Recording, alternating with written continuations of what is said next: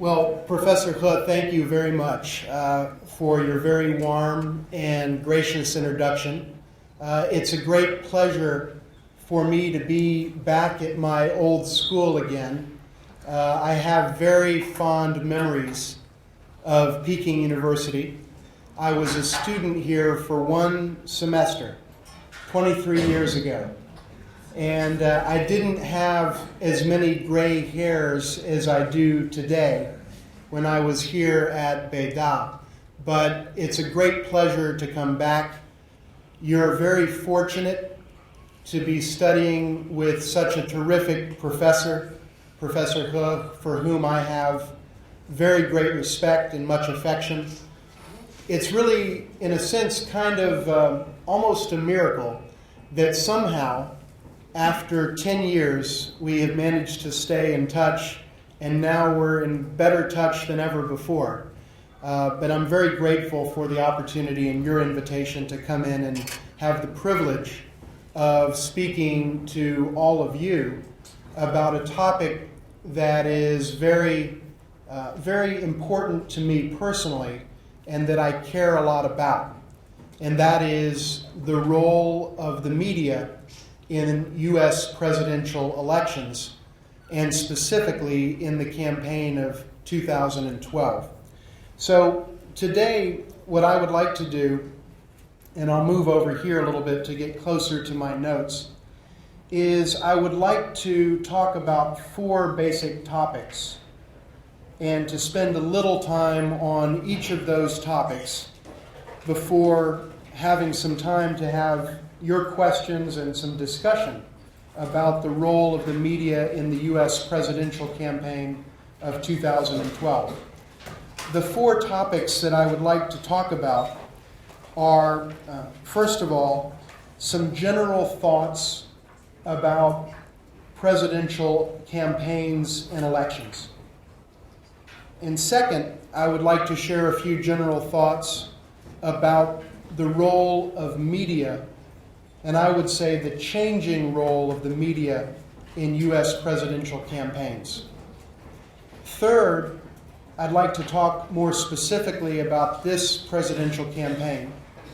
And then fourth, I'd like to talk more specifically about the impact of media in this particular presidential campaign. So I'll start with the general, and then I'll get more specific as we talk about this particular campaign. So first of all, let me just say a few general words about the U.S. presidential campaign. I would say the modern presidential campaign in the United States. And I know that you've talked about this and that Professor He has taught about this, but I want to add perhaps a slightly different perspective from an American standpoint. Someone who has really researched U.S. politics for a long time, and I've taught and written and researched for many years about this topic. And I want to share a few things that I think have come out of that research over the years that I've studied this. So in this section, in this general thoughts about U.S. presidential campaigns, I want to share four basic ideas. First, I want to talk about public policy in America. And then I want to talk about politics. And then I want to talk about presidential elections and then presidential campaigns. Those are the four basic points that I want to talk about in this section. So first of all, public policy. You know, when we look at a U.S. presidential campaign, we sometimes forget, and I mean we in the United States, that at the end of the day, in the final analysis, elections matter because they have an impact on our nation's public policy. And public policy shapes the future of America. And so really this is a contest to see who will have the opportunity to execute public policy in America. And public policy has two basic goals. The first goal for any country, it's true for China, it's true for the United States, Mexico, Brazil, Russia, any country in the world, is to make the country stronger. That's a fundamental goal of public policy, to make the country stronger and more prosperous.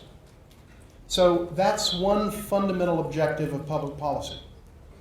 Another objective of public policy, however, goes to the question of individuals, not just the nation, but the individual citizens who are citizens of that nation. And that's the idea of increasing the quantity and the quality of choices that individuals have. That's what public policy at its essence is really all about. So let me give you a couple of examples. In the United States, if we talk about improving our education, what we're talking about is giving young people better opportunities for the future so that they can learn more, they can acquire the skills that they need for the workplace, and it opens up a wide range of opportunities for them. So it's about creating better choices, increased number of choices, and increased quality choices for the people of America. If you talk about healthcare, and the idea that, which it's a big topic obviously in the United States presidential election this year, and it has been for some years, a big topic in American public policy discourse. The idea is if you give people some kind of health insurance, then if someone has a health problem or an accident, it won't wipe out all the money that they've saved for other things.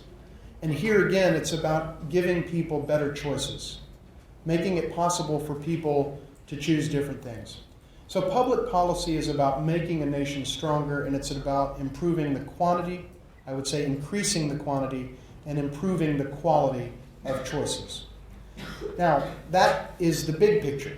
Let's go down to the level of politics. What is politics about? Well, public policy is about outcomes.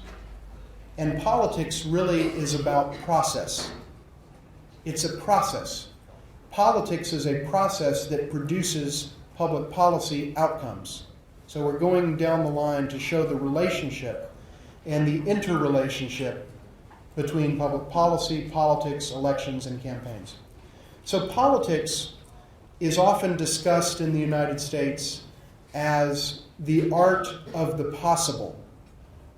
Professor He, have you talked about the phrase, the art of the possible, in your class?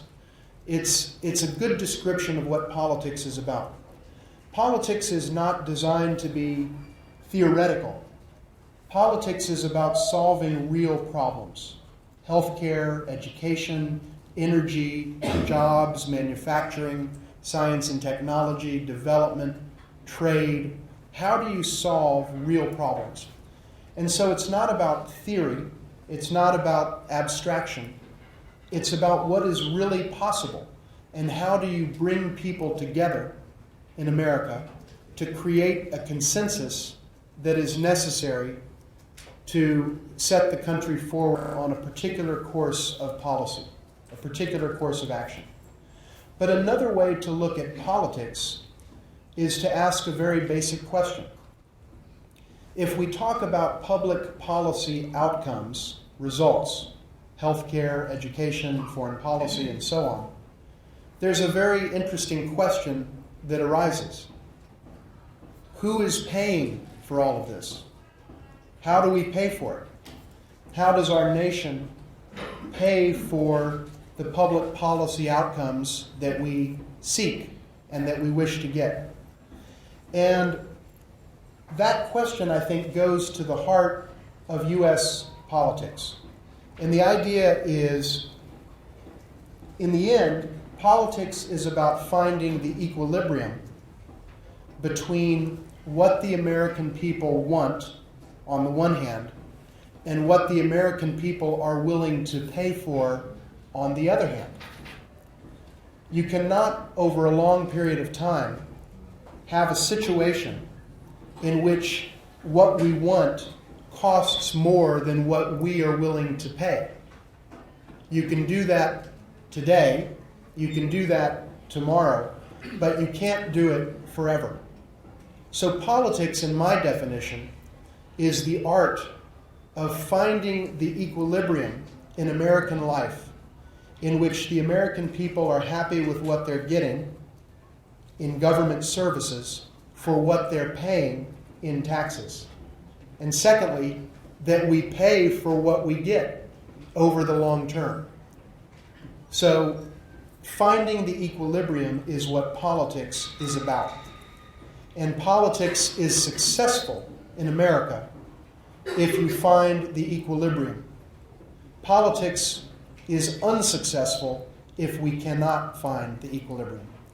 So public policy is about a nation's strength and about an individual's choices. Politics is about finding the equilibrium. What about elections? What are elections really about? Some people might say, and here I'm talking about presidential elections, some people might say that elections are really about ideas, or that elections are about issues such as healthcare, manufacturing, the Middle East, and so forth and so on. But I take a different view. In my opinion, elections are not about ideas. In my opinion, elections are not about issues.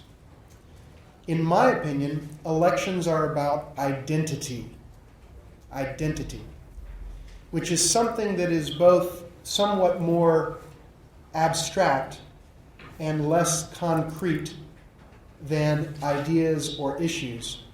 But at the same time, identity is something that is more emotional and less rational than ideas or issues. Most American voters, when they think about who to vote for president, really don't think a lot about the very specific issues on the national agenda.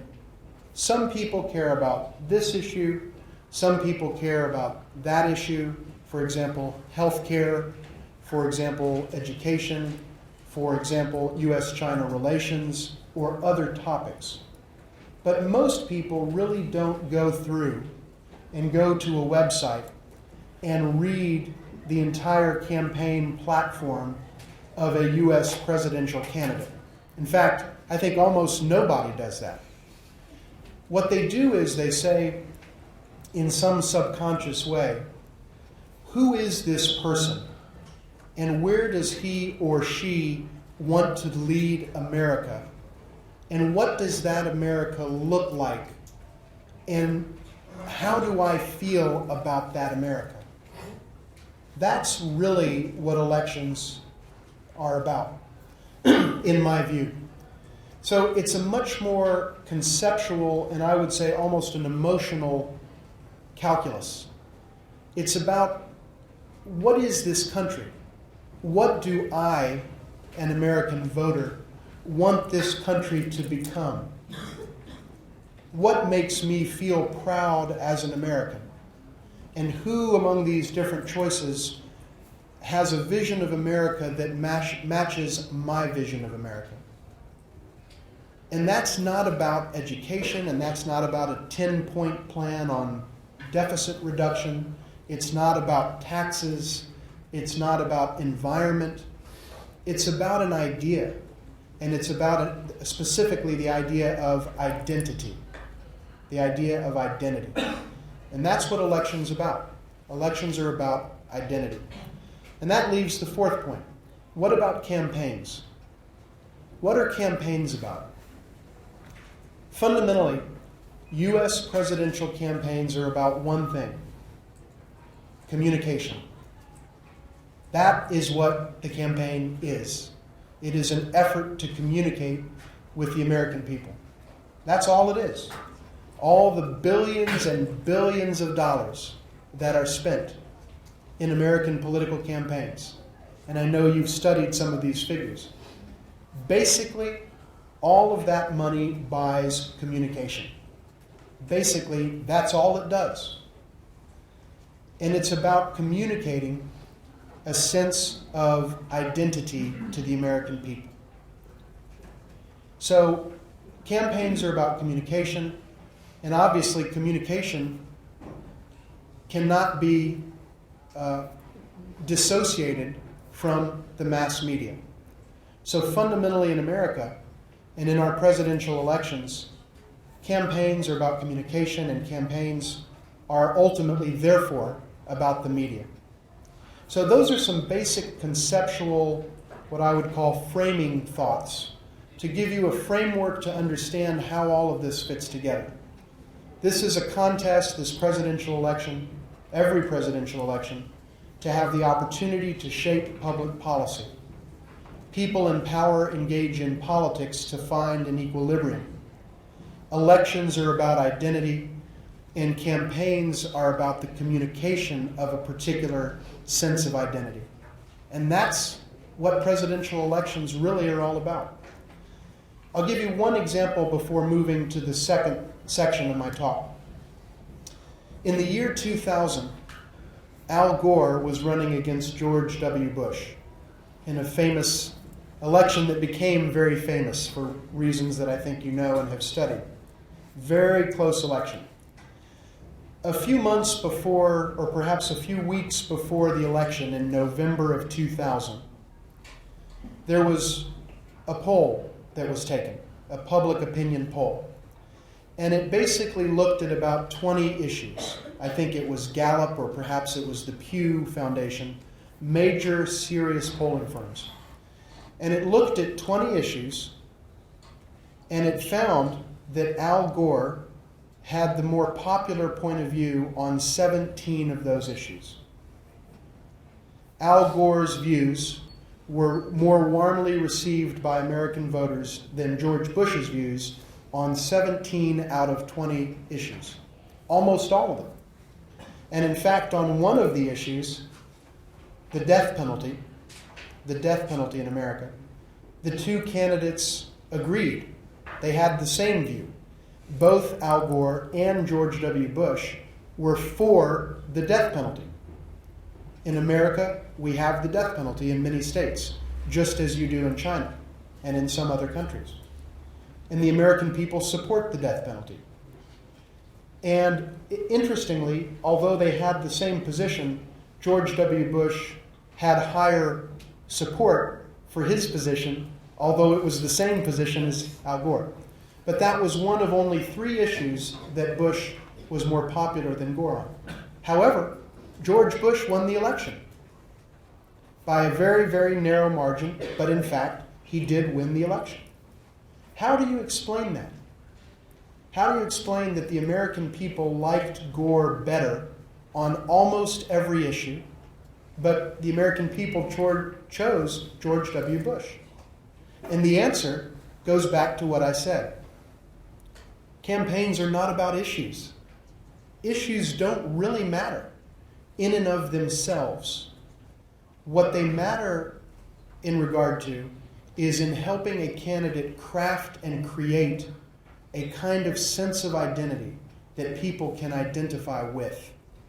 And so the specifics are lost to most voters. But the overall impression, like an impressionistic painter, creates a kind of broad idea or broad sense of identity that is what attracts or repels American voters. Now let me go to the second section and talk about the issue of the role of media in U.S. presidential campaigns. So first of all, let me restate something that I think is very important, and that is what I said a moment ago. Campaigns are about communication, period. That's what presidential campaigns are about. And in fact, a lot of that communication is symbolic communication. It's not the words, it's not the speeches, it's not the websites, it's not 500 pages of description of policy ideas on healthcare and so forth and so on. What it really is symbolism. That's really the kind of communication that we're mostly talking about. It's standing in front of a picture, in front of a factory, in front of a farm, wearing a certain kind of clothing, speaking a certain way, eating a certain kind of food at the county fair, showing that you are more or less the same as everybody else. Those kinds of things are really the kind of communication that is most potent in the United States. At the same time, though, when you think about communication, you have to recognize that for the great majority of Americans, most of us do not personally meet a presidential candidate. Many people do, but the overwhelming majority of Americans never meet Barack Obama or Mitt Romney. So how do we know what they have said? Well, we know because of the media. So most communication in presidential campaigns is not direct. It is filtered. It is filtered through the media. And thus the media has an enormously important role as an intermediary between the candidates and the people. And that's the way it is, I think, in almost every country and every system, but it's very true in the United States. In any big country, people are not generally going to meet the candidates for president. So they have to get the message from newspapers, television, the internet, radio, and many other different ways. And that's what is so important about the media, is that it plays that intermediary or moderating role. Now, the media in the United States tends to, over a period of time, and the media is very diverse, there are different kinds of points of views. There are some media who are very supportive of liberal causes. There are some media who are very supportive of conservative causes. And there are many different voices in America. But on the whole, the mass media in the United States creates what we call a narrative. Have you talked about narratives in your class? We talk about different sections of the news. Okay. So let me say a few words about narratives. Narratives are basically stories. They're not specific stories, but they're kind of a broad interpretation of what's happening. So in the context of a presidential campaign, media companies, newspapers, TV, of course, radio, internet, websites, Twitter, so forth and so on, they create a narrative about the campaign. And they create a narrative about the candidates who are running. And it's the way that Americans basically understand what's happening. Most Americans don't know including me, don't know every single fact of every piece of unemployment statistic, every piece of manufacturing data, all the things that are happening, every piece of legislation in Congress. Most people, including me, cannot process that level of complexity. And so we look for a basic summary. What's going on in America today? And what do these candidates have to do with that? And that's the media narrative. Campaigns are about communication, as I've mentioned, and the communication is principally designed to shape that narrative, to make that narrative favorable to you and not to the other guy. That's what narratives are about, and that's what political campaigns are about. Shaping and creating a narrative that helps you and hurts him or her. That's what it is. It's a competition. And the narratives are very, very important. There are a number of significant changes that have occurred in the U.S. media in recent years. I think I've got 7 listed here that have an impact on how candidates understand the narrative and shape the narrative and how they communicate with the American people.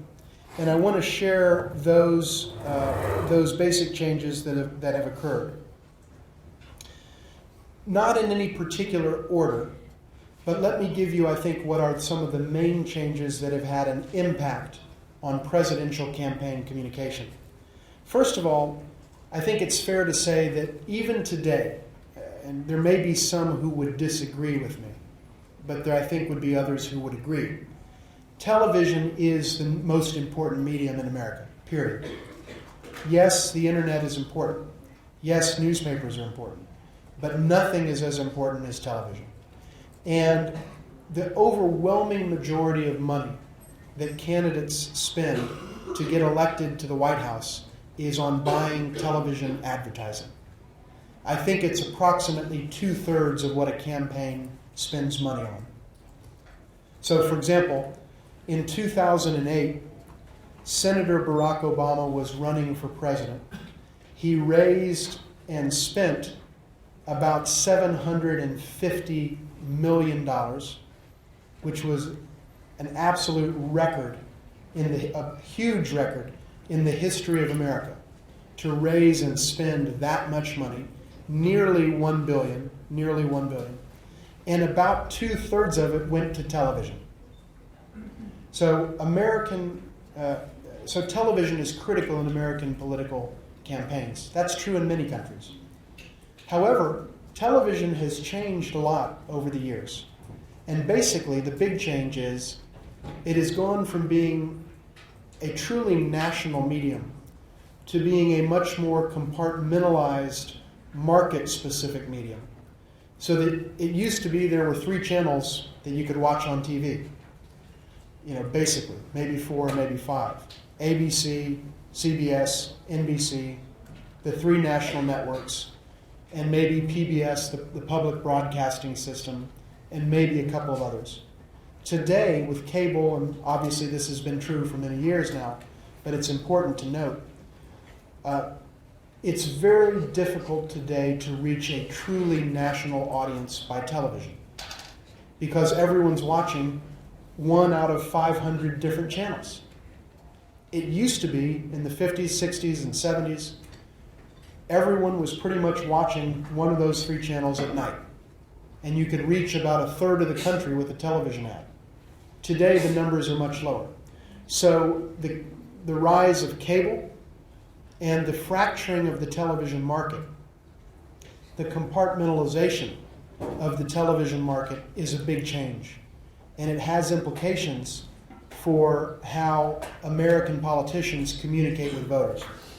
The second big change is I think a very significant trend in the direction of the decreasing importance of newspapers themselves. It used to be that basically Americans got their news in the morning when their newspaper was delivered. And now, newspapers have not done as well commercially. They've had many struggles financially. It's difficult to keep their market with a few exceptions. Many papers have gone under and no longer operate. Americans no longer rely on newspapers nearly as extensively as they did before because of the rise of the internet and social media and other factors. And as a result, newspapers don't have the kind of influence today generally than they did 20 or 25 years ago. So that has been another very significant change. At the same time, what we have seen is the rise of a different kind of media. And that is, of course, the internet, but more specifically, the social media, what we call the social media, which is basically those types of internet media that are interactive. So a newspaper, if you're looking at a newspaper, you pick up the paper and you read the article. And you read the articles that the editors of that paper want you to read. And you don't have a chance to tell them, I don't want this story, I want that story, and let me click on this and click on that, because it's a newspaper and it's static. But with the internet media, and in particular with the social media, there is interactivity built into it. And so readers can say, I want this and I want that, and I'm choosing this, and this story becomes more popular. And then I take this story and I share it with a friend or with 100 friends. And then they like it and they share it with others. And that can be the Washington Post. That can be a video. That can be information on Facebook in the United States or other social media or our kind of Weibo like Twitter. which China has in very substantial numbers as well. So in all of these ways, it's become interactive, and the social media has really changed the role of the media generally in presidential campaigns in a very important way, in a sense to make it more interactive, and in a sense to bring individuals into campaigns at a greater level of involvement than was ever the case before. And that is a very significant change. It also has had an impact, of course, on the speed of communications. So it used to be that the American news cycle was basically one day. So today is Tuesday. I go out to my driveway, I pick up my newspaper, which has been delivered to my house, I open it, I look at it, and whatever is in that newspaper is what I'm thinking about and talking about today. And then that night, in the old days, you would watch the news at 5 o'clock or at 7 o'clock or at 10 o'clock, and it would be talking about those same things. And then the next day, you start over.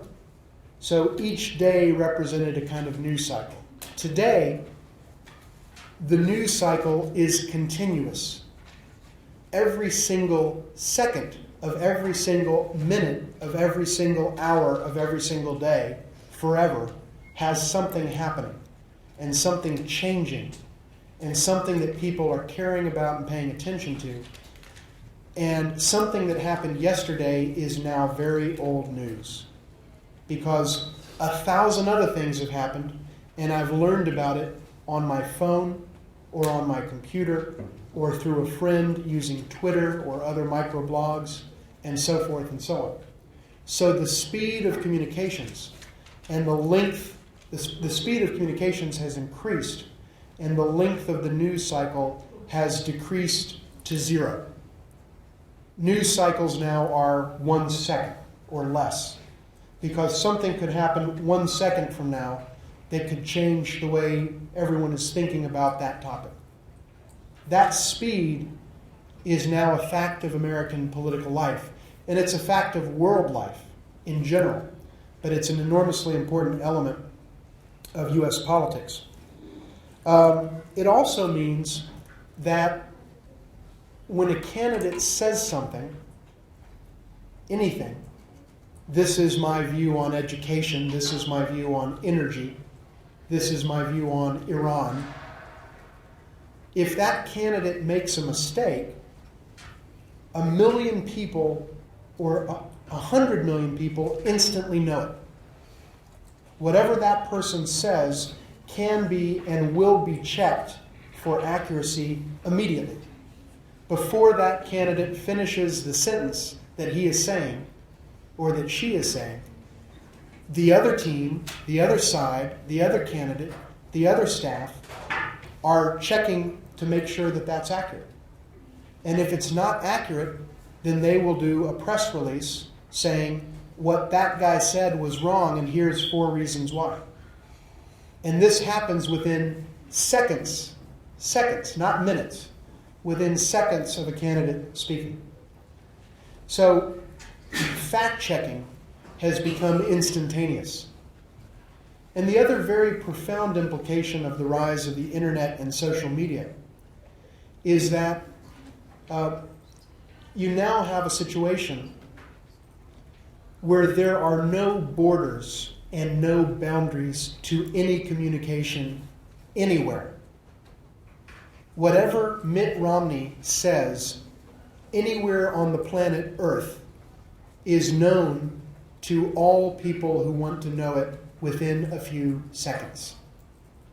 So in the old days, whenever a candidate went to Texas, and then from Texas went to California, and from California went to New York, and gave different speeches in different places, the fact is, 20 years ago, 30 years ago, certainly 40 and 50 years ago, only the people in Texas really knew what the candidate said in Texas.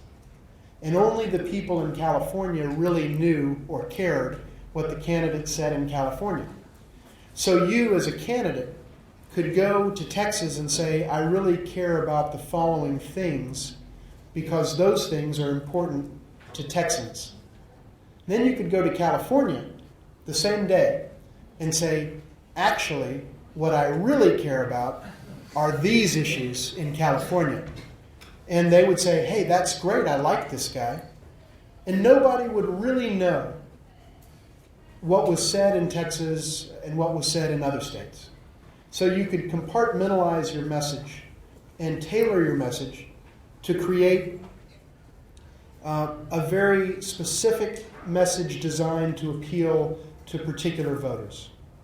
Today, you can't do that because every word you say anywhere at any time instantly becomes the property of the whole world, including you.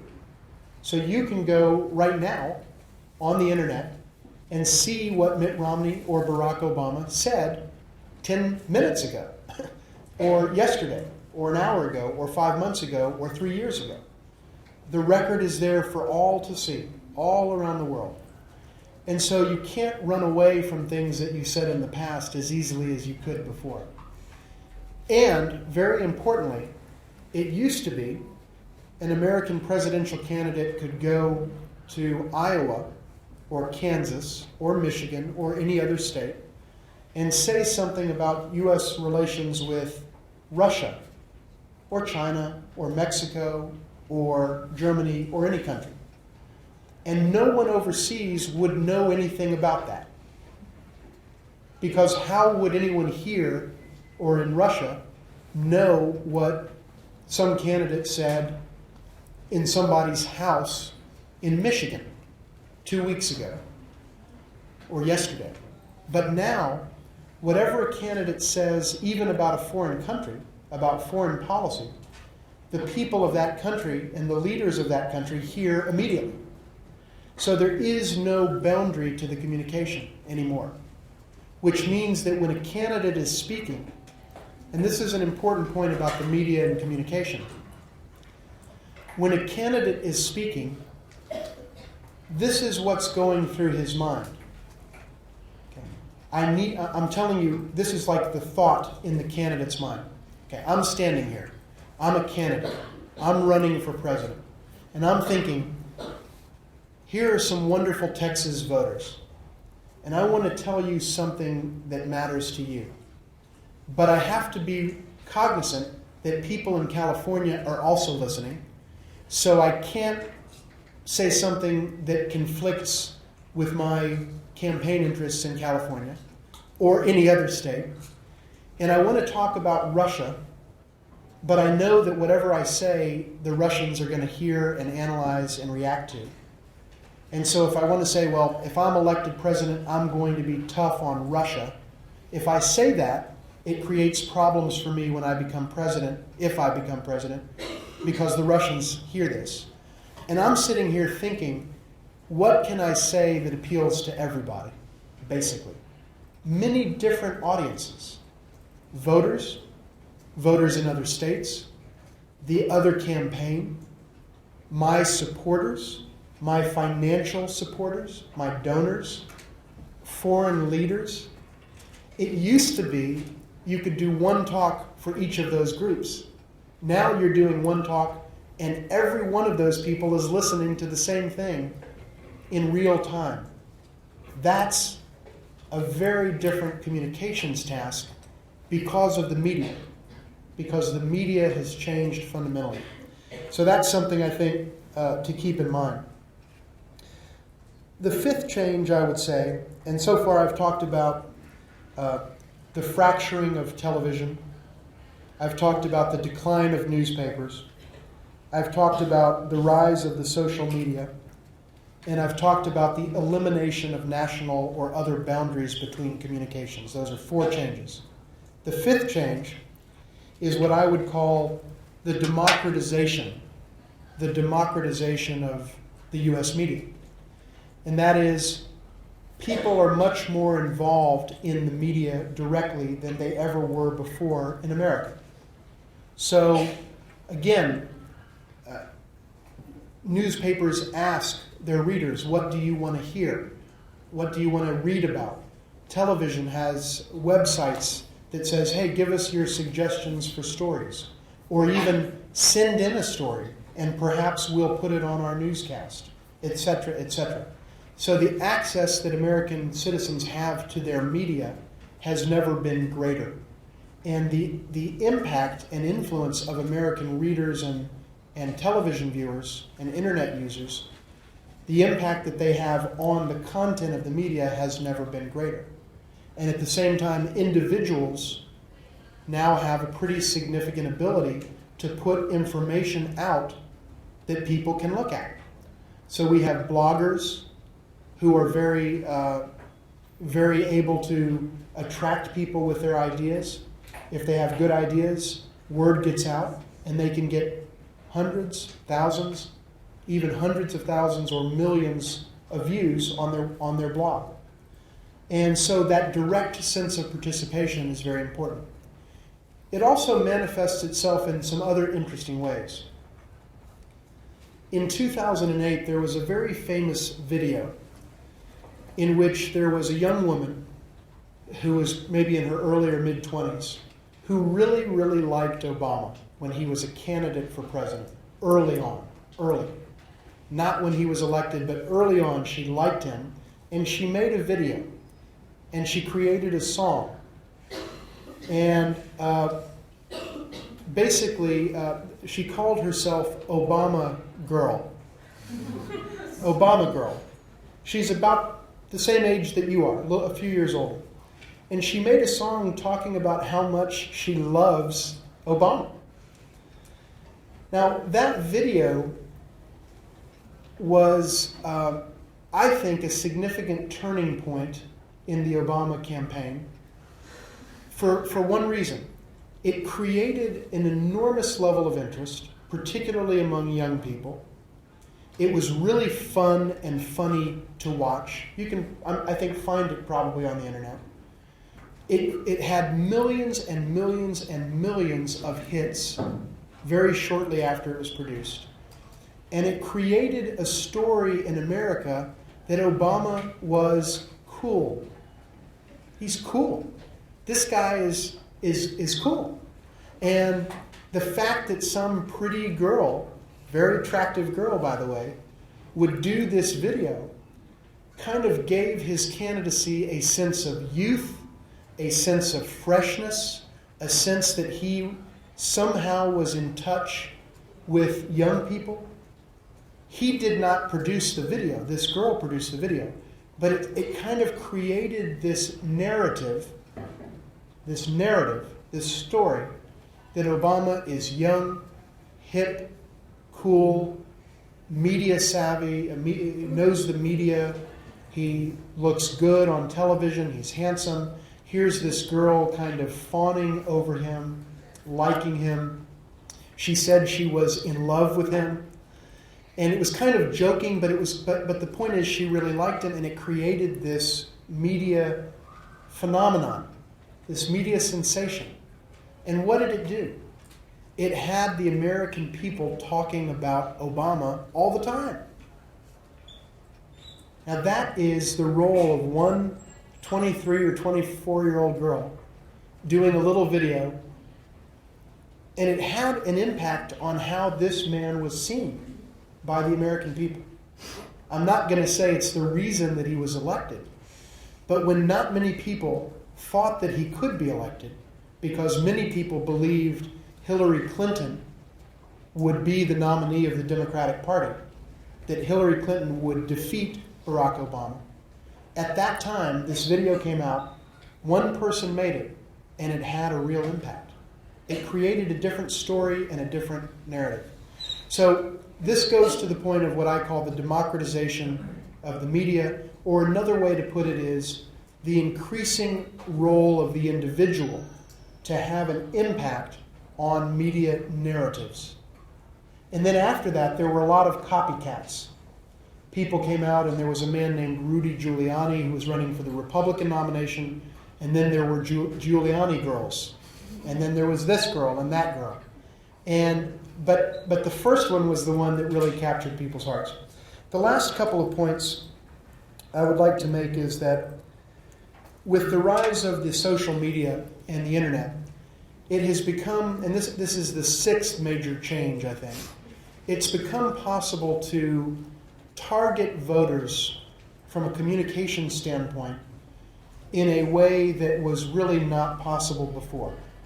So you can get a message out to a very discrete, distinct group of people with a tailored message through email at basically no cost, or almost zero cost.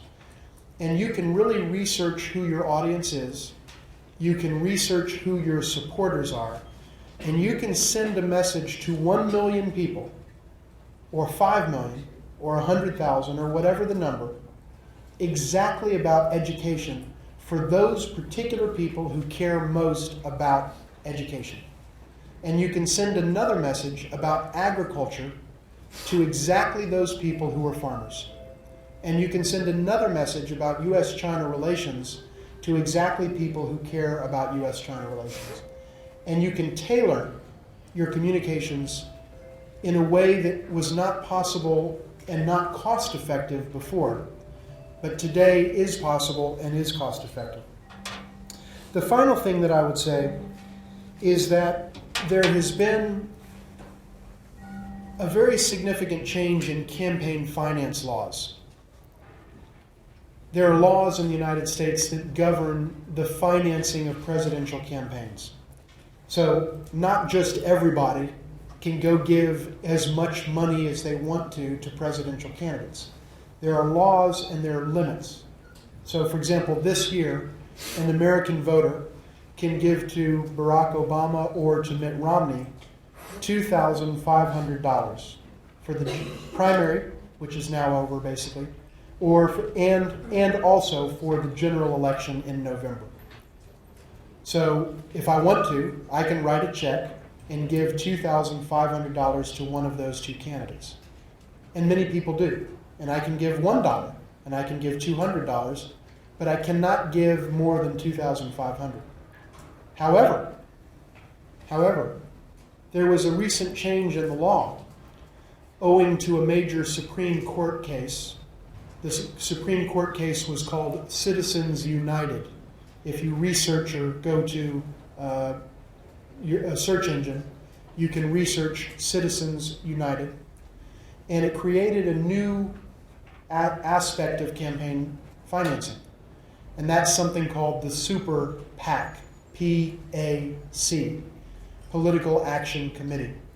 And the Super PAC is an organization that can raise as much money as it wants from any American citizen that it wants, with no limits at all on the amount of money that can be given or raised. And the Super PAC can support a candidate, but they cannot work together with the candidate. They have to be independent. So they can't be in coordination. They're not on the exact same team. But here's a Super PAC, and this Super PAC is for Obama. And here's a Super PAC, and this Super PAC is for Romney. And they can raise unlimited money to spend to help their person and hurt the other person. That's new. And that creates a big impact on the media environment, because now you have enormous amounts of money coming into American politics in ways that were not the case 4 years ago. That's a big impact as well. So those are some of the key changes, I think, that have occurred in the U.S. media landscape that are having an effect on the election. Let me briefly say a few words about this election and the role of the media specifically in this election. And then I'll stop and we'll have time for questions and answers. And let me make sure, I think I'll go for about another 15 minutes or so. Now, let me just say a few words about the campaign. Basically, you know the story. Barack Obama against Mitt Romney. That is the presidential election of 2012. Barack Obama is a Democrat, incumbent president. Mitt Romney is a Republican, the former governor of Massachusetts. And they have fundamentally very different visions for the country that they are articulating. And I would argue, going back to my earlier point, they have different visions of identity that they're putting out for the American people to evaluate and judge. And fundamentally, again, I think it's identity that is what is at issue here. But Americans look at Obama and they look at Romney and they see two very different men with very different backgrounds, with perhaps some different values in many ways, certainly politically, with different priorities for our country. And there really is a kind of stark choice, a clear choice, I think, for the American people in 2012. It's often said during a presidential election that, quote, this is the most important presidential election ever. This is the most important presidential election in American history. In fact, I do think, I personally believe, in my analysis, that this really is one of the most significant choice points that Americans have ever faced. Because I think the United States, in many ways, is at a crossroads. We're at a very important point in our country's history. And quite frankly, the United States is facing some very serious, and I would say, grave challenges. Profoundly serious challenges.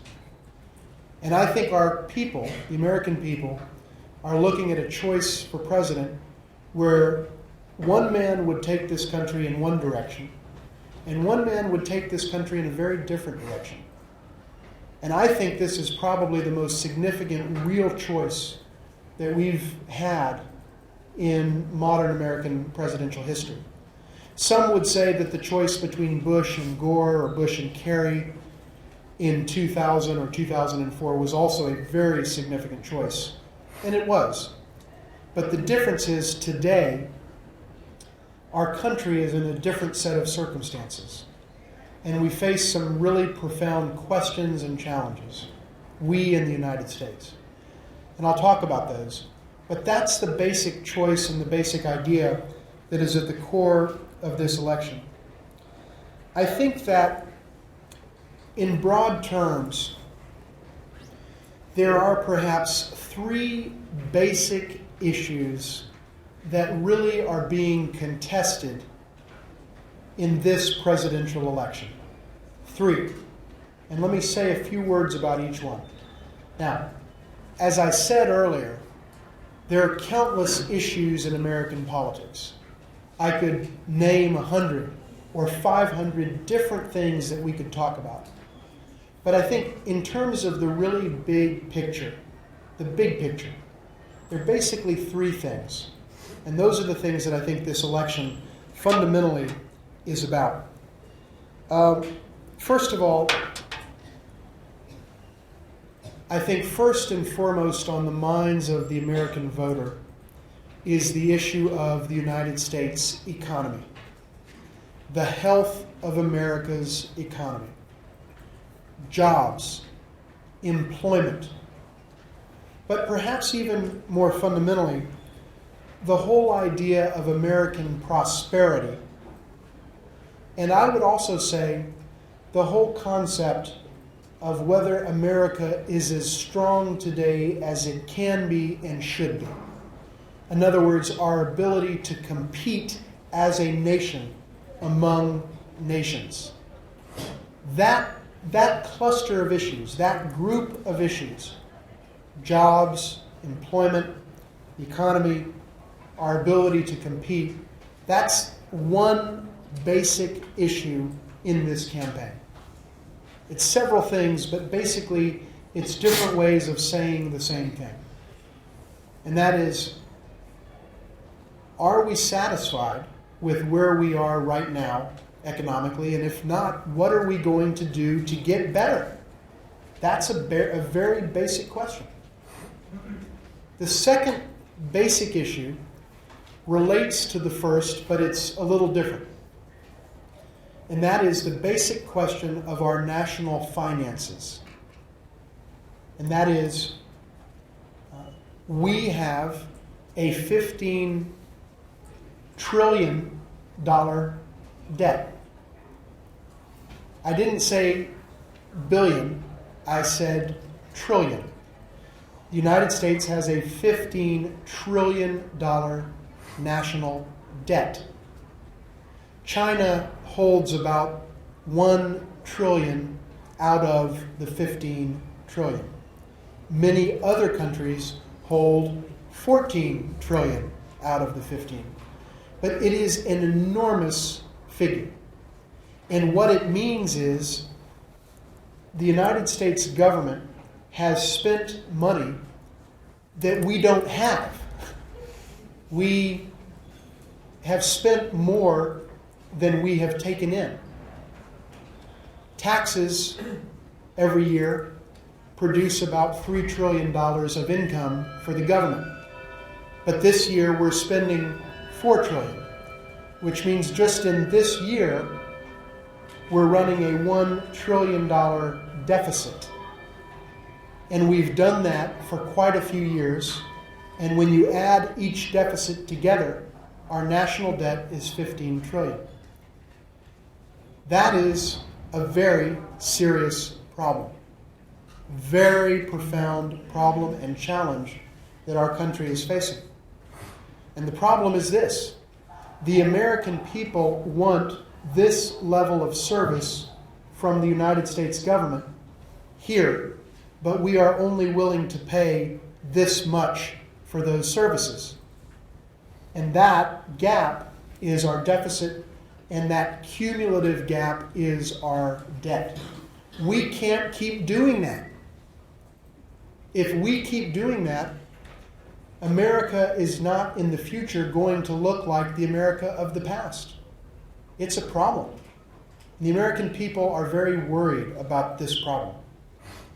Remember what I said about politics. Politics is about what?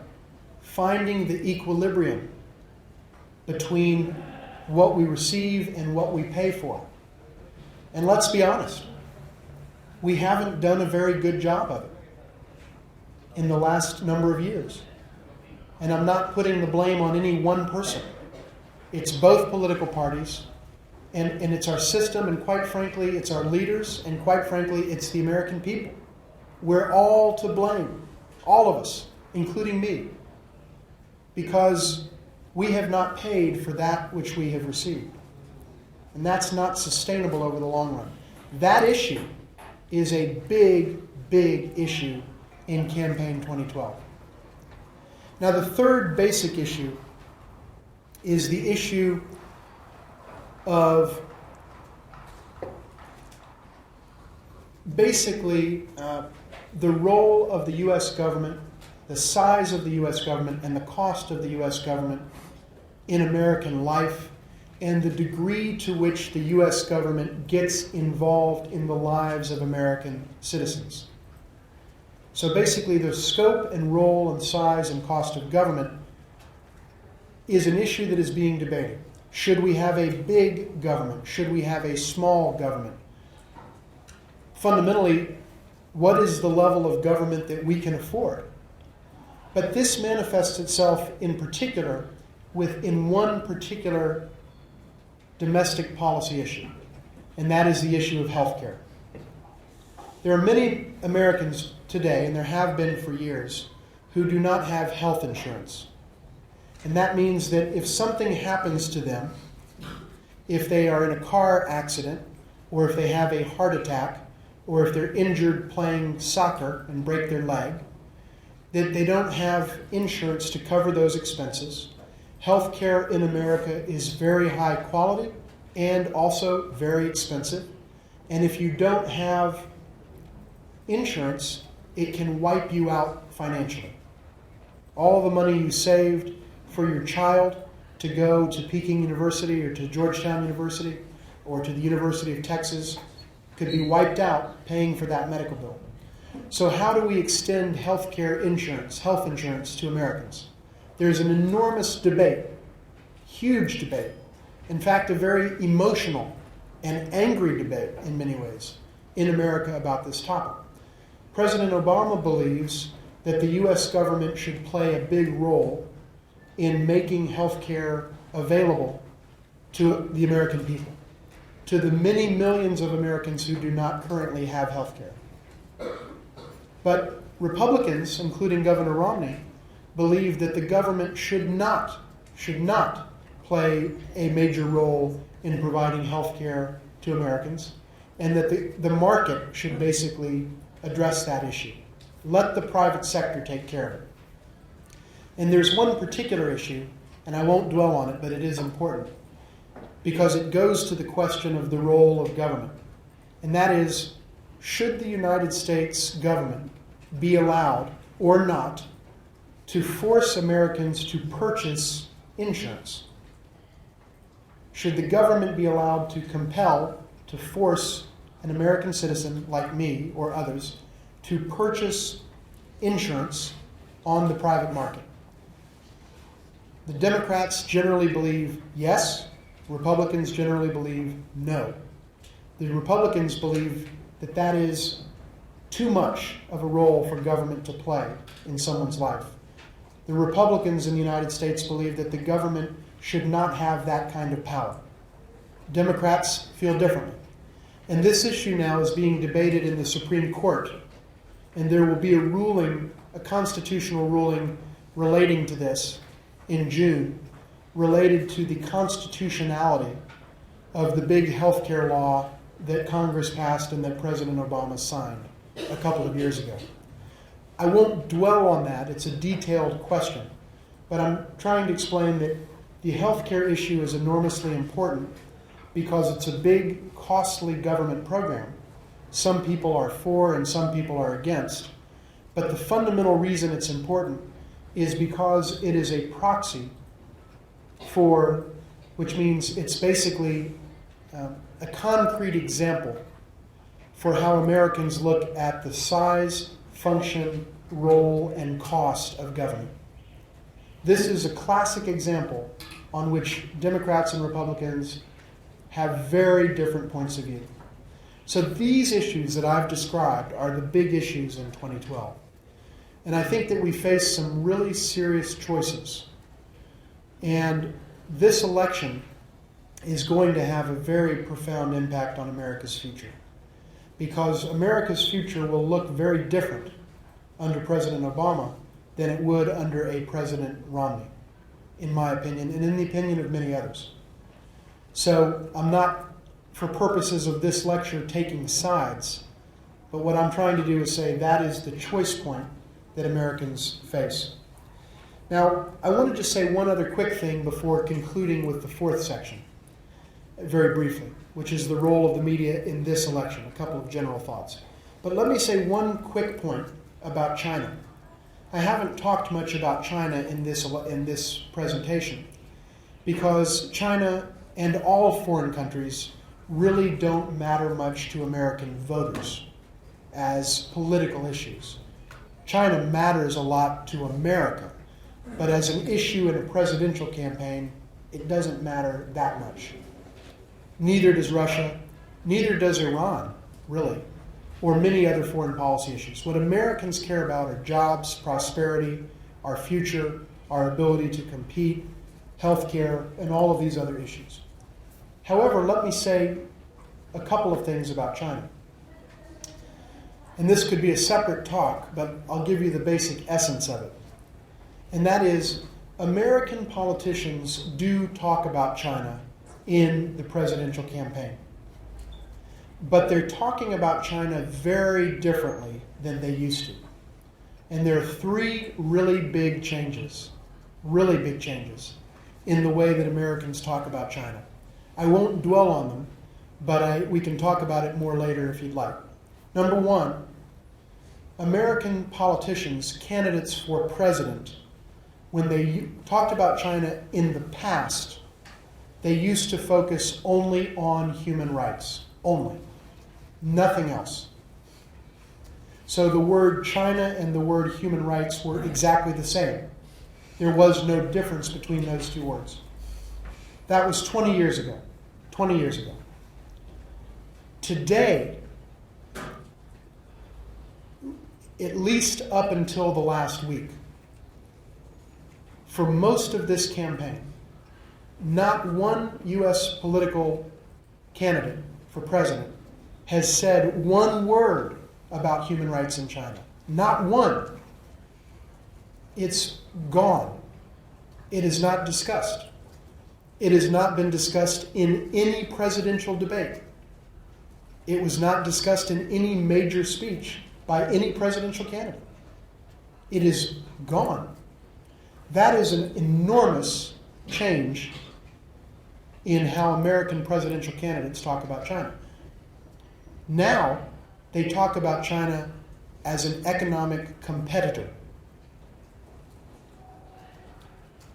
And they talk about China as a country that if we in the United States are not careful, China is going to beat us. That's what American politicians talk about today, not human rights. So from human rights to national competition, that's change number one. Change number two, China used to be a foreign policy issue in America. It was a foreign policy issue, like Russia, like the Middle East, like trade, like Southeast Asia, like Africa. Today, however, China is not a foreign policy issue anymore. It is now a domestic policy issue in America. I'll give you one example. When President Barack Obama gave the State of the Union address in 2011, the major national address where he speaks to the American people and the U.S. Congress and reports on the status, the state of our nation, the health of our nation, he mentioned China 4 times. However, he did not mention China at all in the foreign policy part of his speech. He mentioned China only in the domestic policy part of his speech. In the foreign policy part, where there was discussion of Afghanistan and Iraq and Russia and other countries, China was not mentioned. 0. No mention. But in the domestic policy, he mentioned China 4 times. And what did he say? He said, we have to be able to compete with China on education, on energy, on manufacturing, industrial policy. China is doing this, and we need to be doing that. China is doing this, and we need to be responding in this way. That's what President Obama talked about. And other candidates, and I could give other examples, but I won't go into the details here, including Mitt Romney, have mentioned China mostly from the standpoint of domestic policy. So China is not a foreign policy issue anymore in America. China is a domestic policy issue. And that is the second big change. And the third change is China used to be seen as a way for American politicians to show how tough they are. They used to say, if you elect me president, I will be tough with China. All the time. That's what they said. That was the word they used every single time. I will be tough with China. Today, however, it's very different. Today, candidates don't use China to measure themselves. They use China to measure America. And they don't talk about tough. They talk about if we're not careful, we're going to lose the economic competition. And that is a different type of comparison. So we could talk more about that, but that's something that's come out in the presidential campaign. Let me just kind of wrap up by making a few general observations about the role of the media in this particular campaign. And we can talk about specific details in our discussion. And by the way, I hope that you will ask me questions or share your opinions, either way, so that we can have a good discussion for the rest of class. But let me just say a few general points about the role of the media. In some ways, the changes that I have described and what's happening in the American media today work to the advantage of Barack Obama. And in other ways, the media environment in America today works to the advantage of Mitt Romney. And let me just say a few words about that. In what way does the media really work to the advantage of Barack Obama? First of all, I mentioned that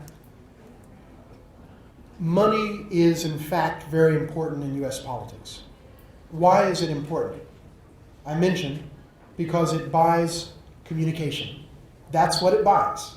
It buys communication. It also buys a few other things, some organization, some effort to get voters out. But fundamentally, the overwhelming majority of money buys communication. And communication is what campaigns are about. And so whoever can communicate more, oftentimes, I would say mostly, wins the presidential race. In this regard, Barack Obama will have a very significant advantage over Mitt Romney, because Barack Obama will raise a lot more money than Mitt Romney is going to raise. And they're going to break all the records this year, both of them. But Obama will raise $1 billion, over $1 billion. And I estimate that Mitt Romney will probably raise $600-700 million. But there's going to be a gap, and it's going to be a substantial money gap. And that means Obama is going to be able to buy more communication than Romney. And all things being equal, I would generally put my money on the candidate who has more money to buy more communication. So Obama, in this regard, from a communications and media standpoint, has the advantage of money, which is a very big advantage to have. It's not the only thing that matters, but it's important, and he's got that advantage. The second thing is the social media. The social media, like Twitter, like Facebook in the United States, and like many other social media applications, and there are a lot of them out there now. Those are two of the well-known examples. Those media tend to be most attractive to and most utilized by young Americans your age, 18, 19, 20, 20s, early 30s. So because the social media have become much more important, the role of American young people has become much more pronounced. And young people in America generally vote Democratic, generally speaking, in greater numbers. When Barack Obama won the presidency in 2008, he did so on the strength of a national coalition that performed very well among young Americans. Young Americans were excited about this young guy who was in his 40s. And they liked him, and they voted for him in great numbers, historic numbers. So the social media brings in youth, and youth works to the advantage of the Democrat, whoever the Democrat is. And in this case, it's Barack Obama. So that's an important point. It's also worth noting Barack Obama is quite a bit younger than Mitt Romney, quite a bit younger. He's still one of the youngest presidents we've ever had. Only a small number of men were ever elected to the U.S. presidency in their 40s. Kennedy was one of them. I think Theodore Roosevelt, 100 years ago or so, was another. Bill Clinton was elected when he was 46. And Barack Obama, I think, was also 46 when he was elected. That's very rare. All the presidents, only those 4 people were elected in their 40s. So he still has that youth appeal. Now, those are advantages that Barack Obama, I think, has in this race from a media standpoint, and meaning the social media and purchasing power for communication. However, Mitt Romney has one very great advantage from a communications and media standpoint. Do you know what that is? Can anybody guess? This relates to a very simple and yet very profound idea in American politics. And that is, in American politics and in political communication generally, the simpler message usually wins. The simpler message usually wins. It is easier for people to understand. It is easier for people to accept. And the person that has a message that is short and easy to understand often defeats the person who has a message that is complex and difficult to understand. And moreover, and this has been written about by a scholar in the United States named Jeffrey Scheuer. For anyone who's interested, afterwards you can ask me and I'll spell his name. But Jeffrey Scheuer wrote a book which I think is one of the smartest books in American history ever written about political communication. Maybe the smartest. And when I taught a course about politics some years ago, I used his book. And this idea is his idea. The Soundbite Society, that's the name of his book. The Soundbite Society, Television and the American Mind. It's a short book, and it can be summarized as follows. Television, which is the most important medium in American politics, most important medium in America, still, I would argue, is partial, gives an advantage to conservative, simple arguments. Television reflects simple arguments more easily than it reflects complex arguments. Television itself, not companies, the television medium has a bias toward the conservative side. Because conservative arguments are simpler, and simpler arguments are more easily depicted on a television screen than complex arguments. Let me give you an example. Republicans say, and Mitt Romney basically says, government is bad. That's what he says. I'll use the words of President Reagan. The words of President Reagan in 1981. On the day that he took the oath of office to become the President of the United States, he said, and these are his words exactly, government is not the solution, government is the problem. In fact, I think his exact words were, government is not the solution to the problem, government is the problem. That is a very typical Republican. Reagan was a Republican. It was a very typical Republican view. Now, on the other side of the debate, you have to say, well, no, government's not the problem, government's part of the solution. Well, what do you mean? Well, let me give you 20 examples. And that argument is more complex. But if you just say government is the problem, everybody says, well, yeah. Now that I think about it, yeah, government is the problem. And people embrace that message simply because it is simple and easy. And you really don't have to think about it that much. In fact, you could take it and create a piece of paper this size. Government is bad. And you can put it on your bumper of your car. And everybody can see it. But to say that government is good, you have to explain exactly what you mean, and that won't fit on a bumper sticker. So Romney has a very significant advantage from a communication and media standpoint. His argument is very simple. Government is basically a problem. We need less of it. I'm going to cut taxes, and I'm going to make America strong. And that's it. That is basically his message. And all the rest are details.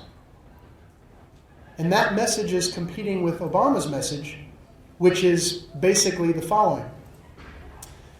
In many cases, sometimes government can be good, and let me give you an example of healthcare, and the individual mandate is a very significant thing, where if the United States government doesn't force people to buy health insurance, then it's going to be difficult because the market will obviously not solve the problem, and furthermore, blah, blah, blah, blah, blah. Which is a vastly more complex argument. And I'm not saying it's a bad argument. I'm just saying it is a more complex argument than government's bad, I'm cutting your taxes, and we're going to make America strong. Period.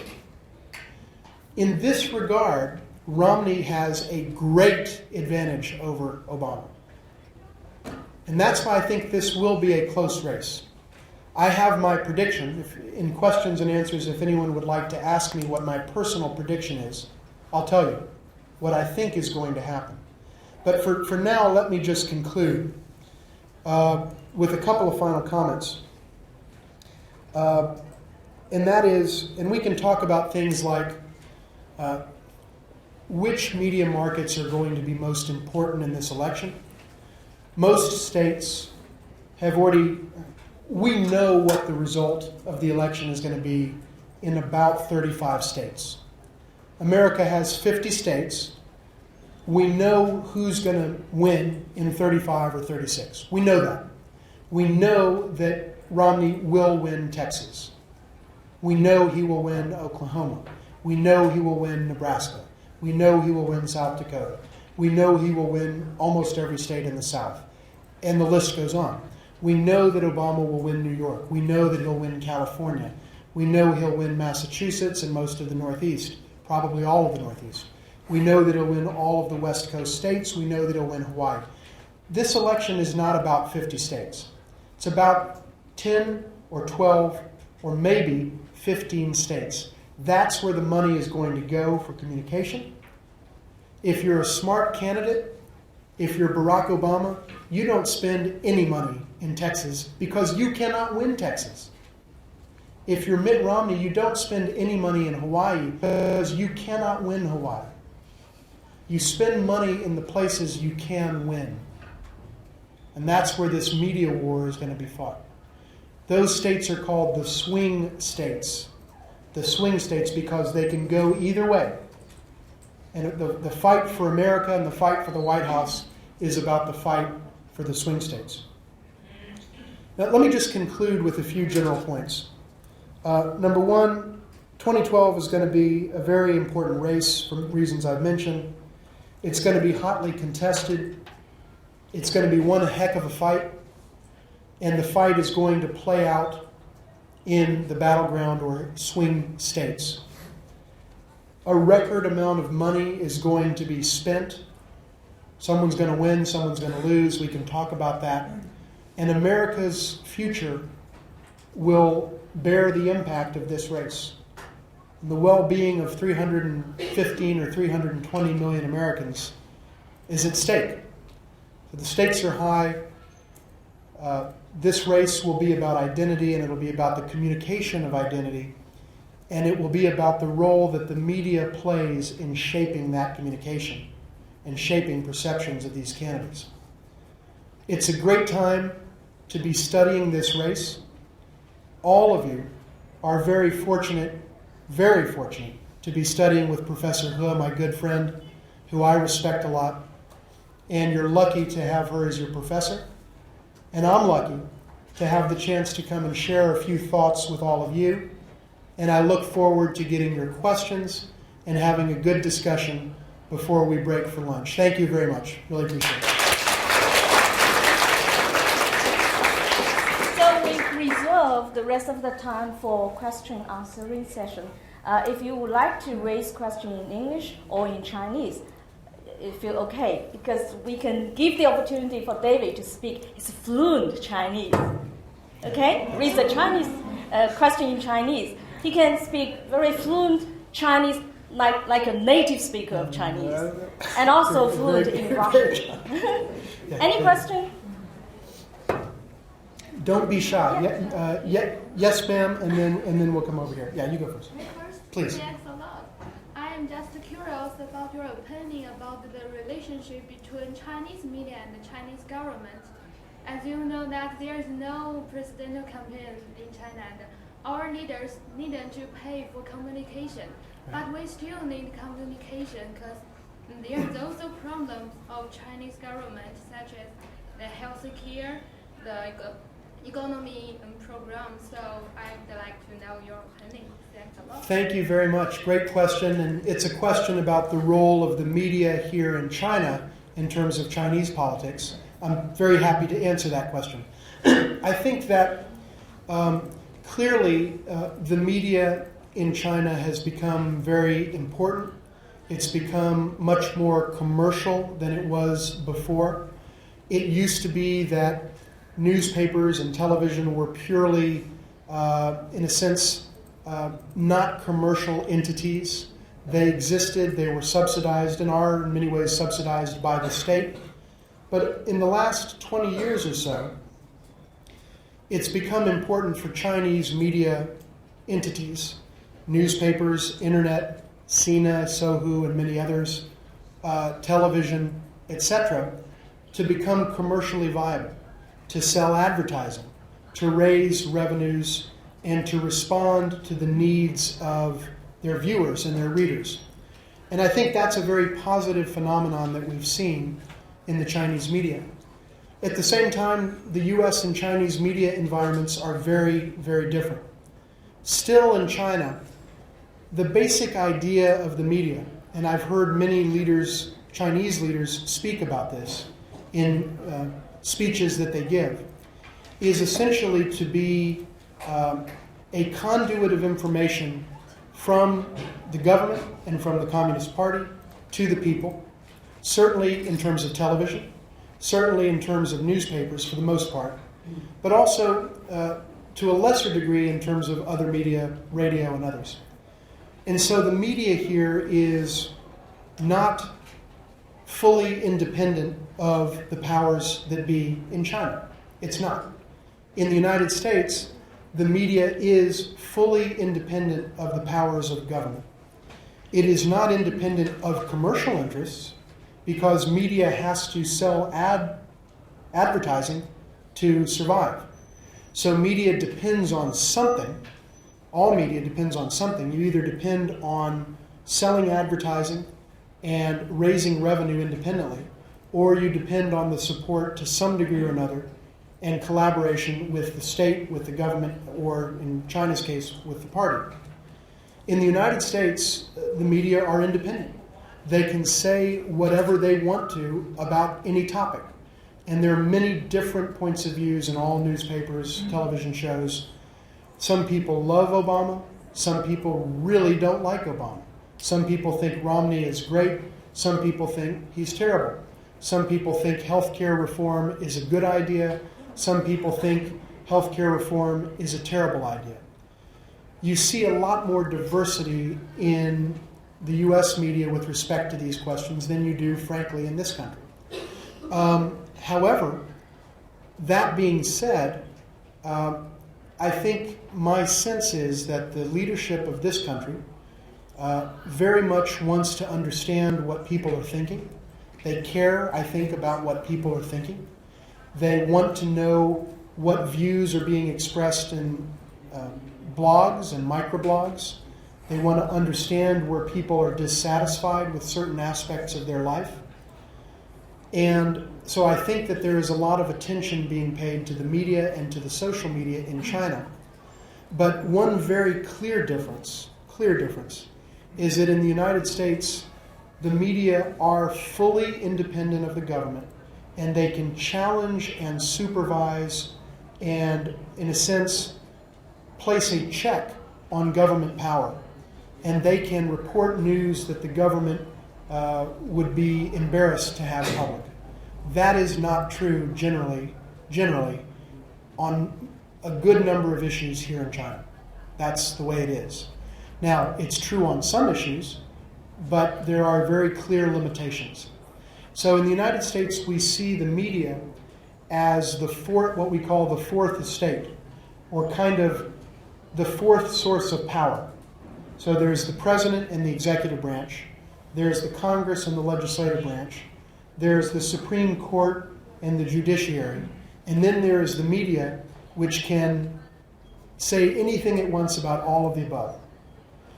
And I think that in that regard, there's still a very profound and significant difference between the two countries.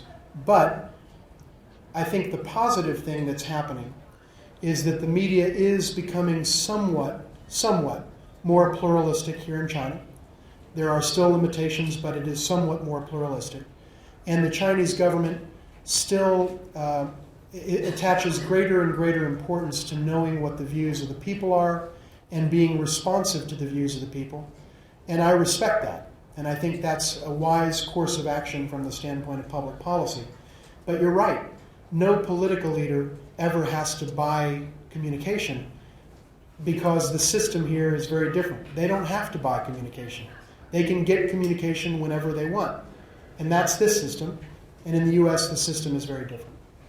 Okay, Thank you. I suggest last question, okay, because we're going to finish that by 11:50. Okay. We have 8 minutes. Okay, great. Yes, ma'am, you had your hand up. And afterwards, I'll Yeah. stay for a minute or two as well. Yes. Thank you. And you mentioned that the mass media in the USA is very independent.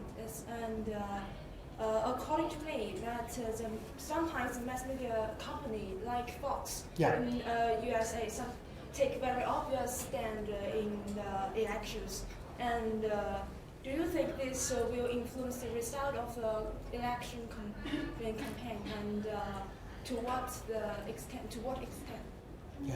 Thank you very much. Very good question. For those in the back, the question is about, I had mentioned the U.S. media is very independent, but there are some media companies that have very strong views, like Fox News, for example. And do I think that will have an impact on the election and to what extent? You're absolutely right. There are a lot of media companies that have very strong views. Fox is very Republican and very conservative. MSNBC is very liberal and very democratic. And then there are a number of other stations that have their own biases. Some stations, some papers, some internet are more moderate, more neutral. But you're right, there certainly are editorial biases in many different directions. And Fox is a great example of an editorial bias toward the right. The point that I would make is, I think collectively, the media in America have a very profound impact, a decisive impact on the outcomes of presidential elections. Collectively, the media matters a lot. And really, the media is actually the only thing that does matter in presidential politics. Because that's how you get a message out to hundreds of millions of people, 300 million Americans, or 100 and some number of voters, 180 million voters, or whatever the number is. You must rely on the media. But I don't think that any one medium has a very significant impact. What you have in the U.S. media is a kind of battle of ideas and a battle of narratives. And you have Fox saying what Fox wants to say, and MSNBC saying what MSNBC wants to say, and CNN saying what CNN wants to say, and the Post and the New York Times explaining or espousing their views, internet, bloggers, video, Obama Girl, and all the others that are out there playing in this space. And that creates an overall mix. The other dynamic, however, is that most, and this I think is an important point, it goes to the broader question of political communication. It is very difficult, and let me back up a step. I've studied political communication very carefully. I've taught it. And there's a large body of research, social science research, backed up by evidence that suggests that it is almost impossible to change someone's mind as a matter of political communication. If you're for Romney, and I want you to be for Obama, hypothetically, I have almost no hope, zero, of changing your mind. But if you're undecided, you don't know who you're for, perhaps I can have an impact on your thinking. And then there's a third case. If Professor He, for example, is for Obama and I'm for Obama, then I have to communicate with her to inspire her to get up on election day and go vote. Because she wants to do it, but she might not do it because she's busy taking her child to school or for many other reasons. And so it's my job to persuade you to do what you already want to do. That's communication. That's political communication. You cannot change minds. And most people, and this is the point I wanted to make about Fox, it's true about MSNBC, left or right. Most people listen to media that reinforce the views that they already have. People who watch Fox are not going to vote for Barack Obama. People who watch MSNBC are not going to vote for Mitt Romney, generally speaking. Yes, there are exceptions, but broadly, there are not many exceptions. So that's why I say that the impact of these media is not very substantial. No one is going to watch Fox, who is an Obama supporter, and say, well, that's interesting, I never thought of that, now I'm a Romney supporter. That never happens, ever, in American politics. But what Fox does is it reinforces the fundamental views of people who already believe everything that they're hearing.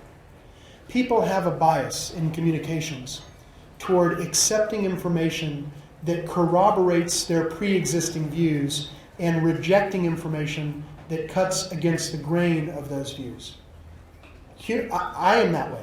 All of us are that way. If we hear 10 things and only one of them substantiates our view, we'll say, see, I am right, even though the other 9 refute my view. So the people who watch Fox, they were never Obama voters.